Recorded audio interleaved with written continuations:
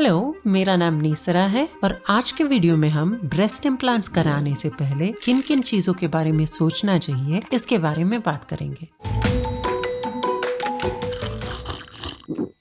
Breast implant कराने से पहले काफी चीजों के बारे में सोचना पड़ता है और आज के वीडियो में मैं एक FDA यानी US food and drug administration organisation जो है उसके गाइडलाइन को फॉलो करूंगी। तो गाइडलाइन में जो पहला पॉइंट है ये हमारे लिए इतना मायने नहीं है, फिर भी मैं बता देती हूँ उसके बारे में। ये कहता है कि ब्रेस्ट इम्प्लांट सिर्फ और सिर्फ मेडिकल प्रोफेशनल्स खरीद सकते हैं। इसका मतलब है सिर्फ हम और आप ये इम्प्लांट दुकान से नहीं खरीद सकते। ये हमारे लिए इतना रेलेवेंट नहीं है, पर बाकी के पॉइंट्स रेलेवेंट है हमारे लिए। Second point, a very important point, breast implants are not life time devices. इसका मतलब है ब्रेस्ट इम्प्लांट जिंदगी भर आपके अंदर नहीं रह सकती। The longer you have it the more likely you will have to either replace or remove it. मतलब जितना ज्यादा टाइम आप उसे अपने अंदर रखोगे उतनी ही पॉसिबिलिटी ज्यादा हो जाती है कि आपको वो निकालना पड़े या बदलना पड़े, क्योंकि कॉम्प्लिकेशन स्लोली टाइम के साथ बढ़ती जाती है। आपको ये सोच के चलना है कि फ्यूचर में आपको दोबारा सर्जरी करानी पड़ेगी, या तो इम्प्लांट निकलवाने के लिए या इम्प्लांट बदलवाने के लिए या कोई और कॉम्प्लिकेशन के लिए,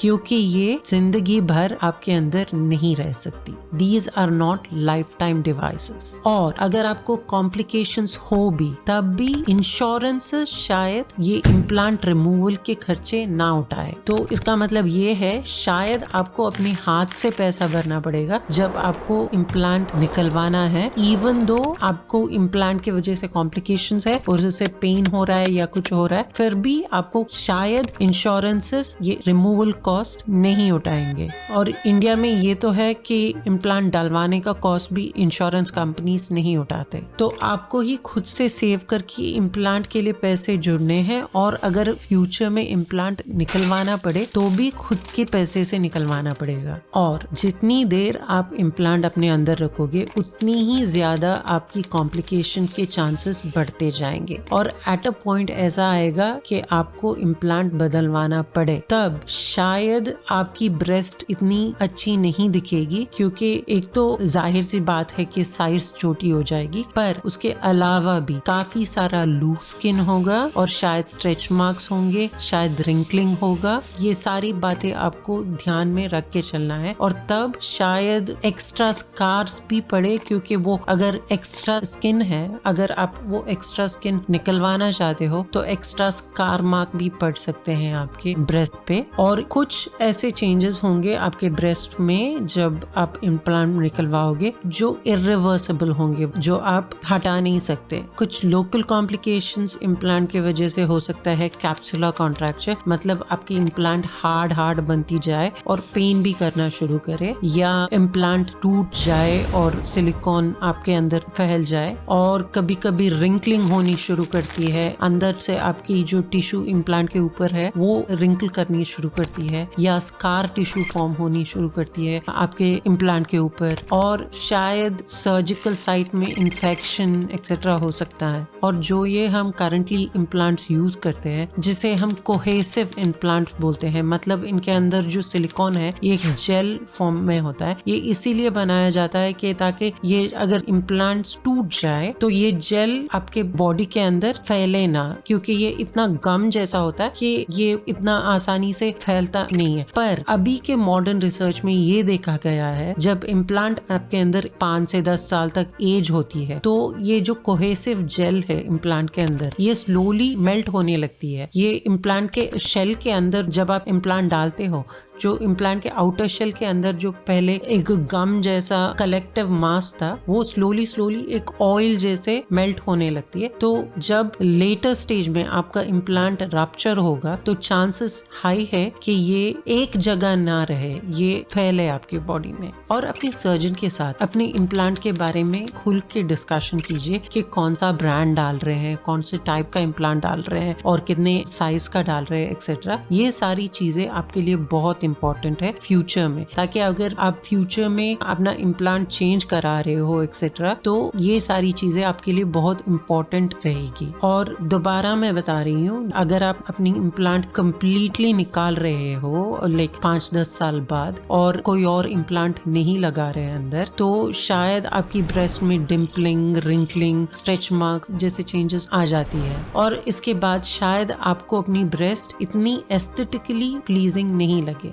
ये आपके जो पार्टनर है, आपकी इंटरपर्सनल रिलेशनशिप है, इसमें भी काफी स्ट्रेसफुल इफेक्ट डाल सकता है। काफी लोगों के लिए ये एक कॉम्प्लिकेटेड डिसीजन भी होता है जब वो एक मैरिड या लॉन्ग टर्म रोमांटिक रिलेशनशिप में हो किसी के साथ, क्योंकि ये सिर्फ उनको नहीं इफेक्ट करता बल्कि उनके पार्टनर को भी इफेक्ट करता है। और अगर आपके अंदर सिलिकॉन ब्रेस्ट इम्प्लांट है तो आपको हमेशा अपने ब्रेस्ट को मॉनिटर करते रहना चाहिए, उसके स्टेटस जानने के लिए कि वो कैसा है एंड कुछ रप्चर तो नहीं है या लीक तो नहीं हो रहा सराउंडिंग टिश्यूज में एक्सेट्रा। तो आपको कंसिस्टेंटली डॉक्टर से सलाह लेते रहना पड़ेगा। एटलीस्ट मैं कहूंगी 5 साल से ज्यादा, तो एटलीस्ट 1 in 2 years अपना इम्प्लांट का अल्ट्रासाउंड या MRI कराए और डॉक्टर से उनके स्टेटस के बारे में जाने। और अगर आपकी इम्प्लांट 10 साल से ऊपर है तो ईयरली उसे मॉनिटर करें। पहले तो मैं कहूंगी 10 साल से ज्यादा इम्प्लांट को अपने अंदर मत रखो, और अगर आप फिर भी रख रहे हो तो उसे हर साल मॉनिटर करते रहो। अगर आपको अपनी ब्रेस्ट में कुछ भी एबनॉर्मल लगे, colour changes, size changes, shape changes, pain etcetera, या आपके अंडर आर्म में कोई गांठ या पेन कुछ हो, तो प्लीज अपने डॉक्टर को इमीडिएटली कांटेक्ट करें और अपनी इम्प्लांट्स को मॉनिटर कराएं। और इस गाइड में एक और बहुत इंपॉर्टेंट फैक्ट दिया है, there is a risk of developing a type of cancer called breast implant associated anaplastic large cell lymphoma. इसे हम BIA-ALCL भी बोलते हैं। ये ब्रेस्ट में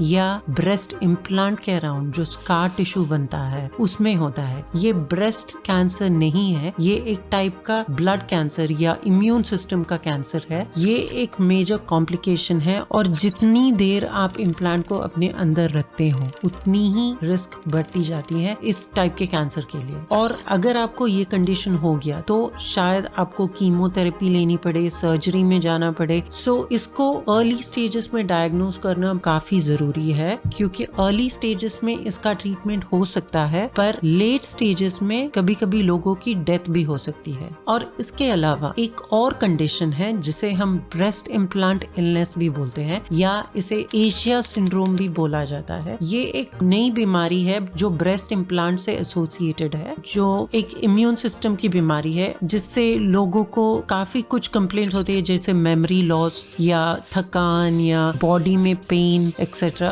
बहुत सारे सिम्टम्स है इस डिजीज के। इसके बारे में मैं एक और वीडियो बनाऊंगी। तो 2 major complications of breast implant है, एक तो ये कैंसर जिसे हम BIA-ALCL बोलते हैं, और दूसरा ब्रेस्ट इम्प्लांट इलनेस जिसे हम एशिया सिंड्रोम भी बोलते हैं। एशिया सिंड्रोम और BIA-ALCL के बारे में मैं डिटेल में दूसरा एक वीडियो बनाऊंगी। और एक बात, कभी कभी सर्जन्स ब्रेस्ट इम्प्लांट जब डालते हैं उसके साथ एक सर्जिकल मैश भी डालते हैं। यह सर्जिकल मैश अभी तक ब्रेस्ट इम्प्लांट के लिए FDA अप्रूव्ड नहीं है। तो ये थे कुछ पॉइंट्स जिन्हें आपको दिमाग में रखना है ब्रेस्ट इम्प्लांट्स कराने से पहले। इस आर्टिकल की लिंक मैं आपको डिस्क्रिप्शन में यहाँ पेस्ट कर दूंगी।